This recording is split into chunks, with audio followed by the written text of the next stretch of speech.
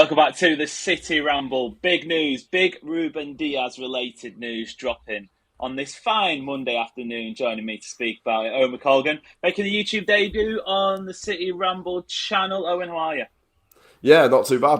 Glad to finally be on the YouTube. Makes a bit of a change. But yeah, very, very happy hearing that Ruben Diaz might be staying for an extra few years.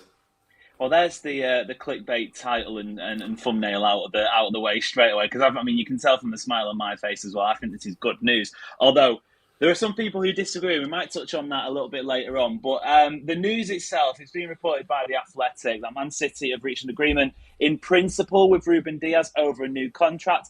For those not necessarily familiar with the what that necessarily means, it's basically saying like there's a gentleman's agreement, basically that they're going to sign a new contract. They've put everything into place. The finer details are yet to be decided, but essentially Ruben Diaz has given his certainty, and City have said that they'll be happy to offer him a new deal. His current deal is expiring in 2027. Obviously, he joined back in 2020, just after COVID, for 62 million quid. Obviously, transformative when he joined. Owen, I think, let's start from the most recent season we've had, because that was probably Ruben Diaz's worst in the City shirt. But before that, he was, like I said, probably City's best defender at certain parts. Obviously, John Stones got all the praise in the treble season. I don't think you can have John Stones doing what he did if it wasn't for the concrete wall of Ruben Diaz just behind him. So he's obviously had these amazing seasons with City. Last season wasn't too good, but I think we can be happy with that, can't we? New deal for a player who's got 2 years left in his contract. Yeah, I mean, he's, in my opinion, one of the best centre halves City have ever had. I think he's up there with your companies and, definitely alongside Stones. Probably, I'd say, a better defender at least than John Stones, and Yeah. to get him for an extra couple of years is great. Because who else are we going to sign if Diaz goes? I think the centre back market's a bit weak at the moment. If you kind of look past Van Dijk, who we're never going to get in a million years, Bastoni again, we're not going to do Yeah, and a that couple as of the much as Arsenal guys. I mean, it would be nice, Gabriel, Saliba, but I don't think they're going to be yeah, popping up just at not City going to anytime soon. happen. So I think it's really key that we keep him. We're now looking at Vardiol's finally playing centre back, and that's probably our pairing, especially with Diaz's new contract. That's our pairing for the next few years until Diaz is too old, probably. So yeah, it is key. I know he didn't have the best year last year, but who did? I think all over it was just a mess. So to pick out one player and go, you were particularly bad, is just a bit unfair on anyone. But if you look at it before that, I mean, he'd never lost a Premier League title Yeah, until last year, which is one of the best stats I've ever seen in football. yeah, Sign for a isn't it? club and No one else. never Yeah, let go of the title. bar obviously Nathan Ake as well, who was signed in the same summer transfer window. But obviously, I don't think it's sort of doing a disservice to Ake to say that Diaz was probably more instrumental in those title wins, in terms of what he delivered as soon as he came in. He's player of the season shouts as well, wasn't he, in that first season? So yeah, I think what's worth mentioning here is, look, I can understand why, on the surface, new deal for a player who was, supposedly below par, and I think you can absolutely fairly say that was the case last season. A bit of the context around last season that goes missing. Obviously, Rodri was out injured. You had the best CDM in world football, the Ballon d'Or winner, who's usually sweeping up counter attacks and whatnot. Instead, it was Kovacic, it was Gundogan. We don't want to relive through that. It was traumatic enough at the time. The defence itself, I mean, Kyle Walker was still knocking about. Half the players couldn't stay fit. Akanji had to have surgery. There was all these factors playing into why City's defence looked so bad last season. Some of them possibly Ruben Diaz's fault. Was his own performance not as good as it should have been? Yes, absolutely. But like I said before, the entire squad was. It's important, I feel like, to mention the fact that he's got 2 years left in his deal. And shout out Andrew Detmer, who's obviously a contributor at the City Ramble as well on the podcast. And we'll get that going very shortly ahead of new season as well. So look out for that one. But he said, I've got a message from here. There's no reason to let a player go into the final 2 years of a deal unless you are legitimately unsure about them, as in, like, you don't know if you want to move them on. For example, John Stones wasn't getting a new contract, or Nathan Ake or Manuel Akanji's not going to be getting a new contract, because you could possibly see in 2 years' time the fact that they need to be moved on, or need to be moved on right now, if some people would argue that. With Ruben Diaz, yes, maybe in 2 years' time City would have moved past him. He won't be the starting centre-back anymore, whatever.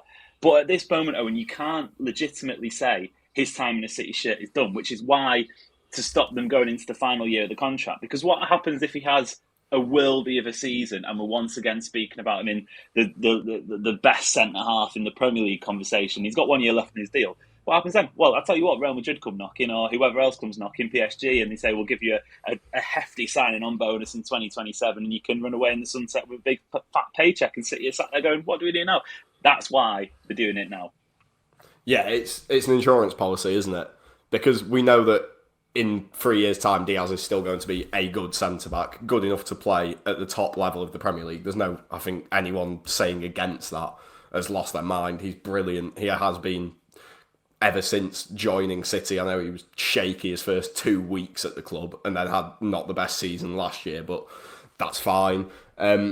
He's going to be top level. You know, he's 28. He's in his prime now for a centre back, which will last until the his amount of people 32, saying 33. that's old, by the way. Dear me. I mean, it's criminal to talk about that kind of age Yeah. for a defender, especially as well. How old's Van Dijk? Yeah, And I'm not necessarily saying he'll play as much as that, or to that sort of level. But he must. Van Dijk's what, 32, 33, and he's still looking like a Rolls Royce. Yeah. I mean, yeah. Dear me. So Diaz will be fine, and like you said, we don't want Real Madrid coming in at the end of the coming season going, you've got a year left, we can offer you X, Y, Z, because he'll take it. Anyway, I think anyone would. You saw it with Trent Alexander-Arnold. He took it, he got given the chance and took it straight away. Most footballers would. I know not everyone does, but there's no sign to say he won't be at that level in a year, 2 years, 3 years. There's nothing suggesting that, and to lose and that doesn't such a key mean player, he's going to be first name on the team sheet for City in 3 years' time, does it? Because I can't remember who else, someone mentioned it on Twitter, it was a worthwhile point. City have got, obviously, Vita Hayes, they've just signed in January, he's looking like he's going to go on loan this season, but I have a hunch that it was, that's with a view to bring him into the first team later on. You've got Kusanov, who's already there. We mentioned Gvardiol, and yes, Gvardiol's had years of experience now, but he's still at the early age of his career. I think he's turning 23 this season or something like that. So he's still got, hopefully, the best part of a decade still to come. João Malbar, he could be coming back in, or even if City do go out and sign new centre-backs, they're going to be on the younger side. They're going to be, 24, 25. They will need that little bit of experience. They will need that elder statesman, if you like, and I mean, it just makes sense in this situation for me to tie him down a little bit like he should hopefully have with Rodri. I'll talk salary in a minute because I think there's an important point to make about that. Obviously, Rodri's deal is going to be like astronomically high wages, but for Rodri, you would pay that. But I just think, when you look at the makeup of the squad, City, in my opinion, have done a really good job of not only planning for this season, but also to start off moving towards the next couple of years as well. And I think this, while it might look for some people a bit puzzling on the surface, it is with the view to sort of securing the overall balance of the team in 2, 3, 4 years' time. Yeah, I completely agree with everything you're saying. It's a really important signing for 2 years' time when Kusanov's a bit older, Gvardiol's a bit older. And you can phase him out of the side, but you need that older head. We kind of saw it with Kompany in a way. Yeah. Kompany was surrounded by centre-halves who were younger than him. At the end, he had Stones, Laporte, those kind of names. And he was there to steady the ship, teach them a bit, but still play those important matches, still be ever-present. And that's exactly what Ruben Diaz will be. And, I'm more than happy with that. I think Diaz is at that level where he deserves that kind of respect. He's proven it in the City shirt over the last 5 years. Why not? I think it'd just be a really bad bit of business if we didn't do this, but we have, and that's the important thing. It is, absolutely. I mentioned salary. It's worth mentioning in the Athletic report, there's no sort of, like I said before, there's formalities to check off when it says agreement in principle. So there's no talk of how long this contract is going to be. There's no talk of sort of, wage rise, whatever, blah, blah. But I believe it was Sam Lee on the Let Me Talk podcast when would it have been? A couple of weeks ago now. And he was speaking about the fact that Ruben Diaz had been in talks with City, and I can't remember, there was some report where it said that Ruben Diaz is not under consideration for a new contract. That got confused by the fact that City had told him that there isn't necessarily the financial room to be making him one of the club's highest earners. Apparently, this is according to the Let Me Talk podcast, Sam Lee obviously works for the Athletic as well, came back and essentially said that Ruben Diaz doesn't want a 300 grand a week contract or whatever it might be. I'm plucking a number out of the air there, but he doesn't want to be on that sort of Haaland, Rodri level of earnings. He's really happy at City. He's really content, and he's got a decent wage. I'm not saying he's sort of scrimping around. I think it's 180 grand a week or something like that. Reportedly, he's on at the moment. So I imagine maybe there'll be a bit of a pay rise in there, maybe over 200 grand. But it's not gonna bend City's wage structure to the point where, say, in 3 years' time, he might not be at the level that City is still looking for him to be at. They might look to move him on. They're still going to have a bit of resale value. And also, you don't think it would be that high wages that he's just going to say no to any other offer. I think that's important to mention. Yeah, really important. And if people want to talk about wage structure, they need to remember we've lost Kevin De Bruyne this summer. Yeah. There's 300-400 grand off the books there that can be redistributed. So, I think it's fair if he gets a bit of a wage hike and gets this new deal. It's not going to break the structure. I think anyone in City's squad will accept that Haaland and Rodri, and obviously formerly De Bruyne, are untouchable when it comes to kind of what wages they will be paid. And they accept that because they are some of the best footballers in the world. But it's not going to bend a structure where you kind of know most City players are going to be between 120 and £220,000 a week. That's kind of the money you're talking at the elite level of football for how much you pay those top players. So Diaz deserves, I think he is at the top end of kind of that structure as well. He is one of the better players. It's not like we're throwing this at Kusanov. It's not saying, here's a shiny new deal, 200 grand a week, you've barely proven yourself. This is a player that's proven it year after year. First year in the Premier League, he was Premier League Player of the Year. So, he's good enough. And the wage structure is not a massive issue at City. I don't think it ever will be, as long as we don't start paying everyone 300 grand a week, which we're obviously not going to do. So, it's fine. I'm happy with it. Yeah, I think that's the consistent message. I know some people have sort of been a bit reactive after last season's performance, but I don't think it's necessarily something to scream and shout about. He's a great player. He's had sort of years of success at City, like we said before. In fact, 4 Premier League titles in a row. And I don't know, just quickly, is the squad taking shape for you? Are you liking it? Obviously, we're now less than 2 weeks away from the Premier League season starting. That opener against Wolves, you would assume Ruben Diaz plays a big part of it. I think that him and Josko Gvardiol this season could create a really nice centre-back partnership. They've got, in my opinion, the minerals to support each other, basically. The style of plays are almost complete opposites, which makes them the perfect sort of centre-back partnership. But obviously, the rest of the squad, there's been plenty of investment, even going back to January. Are you confident? Are you excited? Are you glad to be back, or you still think there's some issues that we should be worried about? Yeah, I mean, overall, I'm happy with the squad. It's a good Premier League team. I just think Liverpool are better. I don't think you can hide from that. I think we could do with a right back still. I know that Nunez and Lewis are both very good players. I like both of them. But there needs to be a proper right back. I think City should have sent everything to try and get Tino Livramento this summer, because now it looks like Newcastle will tie him down to a new deal. And he's kind of the future of right backs. Again, I don't think the right back market's very big at the moment, but he's kind of a shining star that City haven't gone for. I think I can understand why, and that's the price tag. And I know he's young. He had that really extensive injury just a year or two ago, which always raises doubts at City when you're talking about signing a player. So yeah, I think we're going in well. I think it's a strong squad, and we've made really strong signings this summer. I just do think another body or two wouldn't have hurt, especially at right back. Wouldn't have caused any harm, but you can't complain too much when the players we've signed are top level players.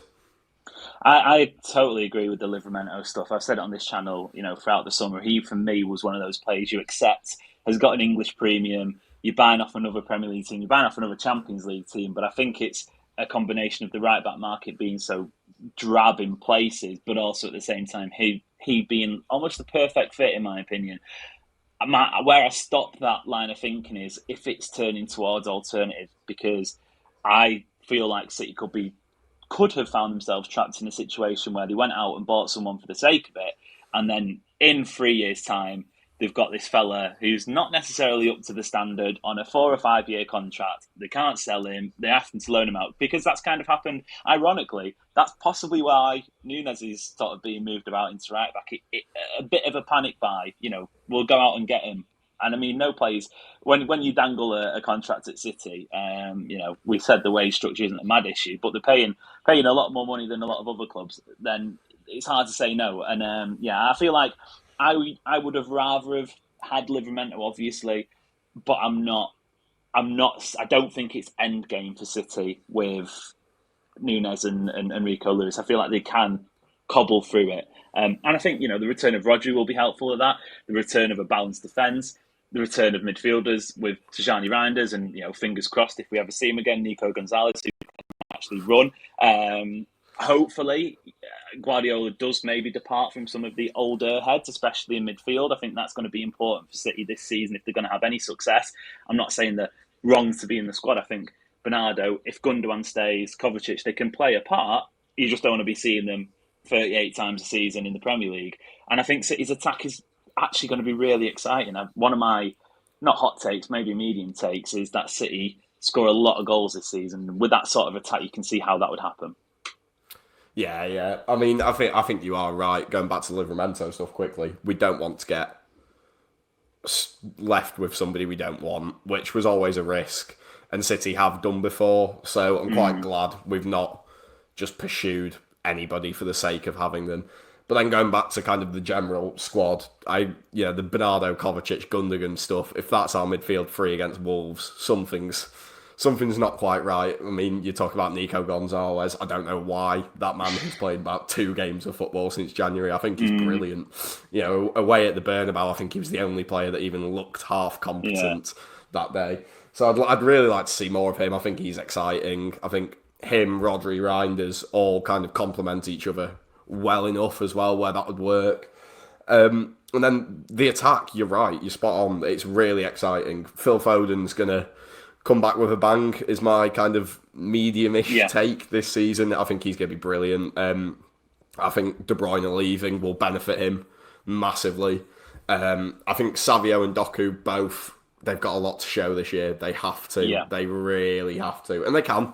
They're both young. They're both technically talented footballers, so why not? Omar Marmoush is going to have a massive role as well. I mean, he was brilliant since January. So if he kind of keeps his form from the back end of last season, we've got a real talented footballer there. Then you don't even need to speak about Erling Haaland. He had a bad year last year, and how many goals did he end up on? Over 20 for the 3rd year in a row. I think it was 30 all competitions, in fact. So mental. Ridiculous footballer. So there is massive positives. Not even spoken about Rayan Cherki. Don't really know what to expect from him. I mean, clearly talented, but could he just kind of show us that he's a good footballer, but not really contribute much? Possibly. I think that's a risk we're running with him. But it's exciting. I don't think we'll win the league this year, but I think we'll do well in the cups. I think that's my kind of prediction for this upcoming season. Nice. Well, plenty more pre-season predictions and coverage to come on the City Ramble. If you haven't already, hit the subscribe button, join the Discord link, and until next time, thank you, Owen. Thank you, Amos. And we'll see you later.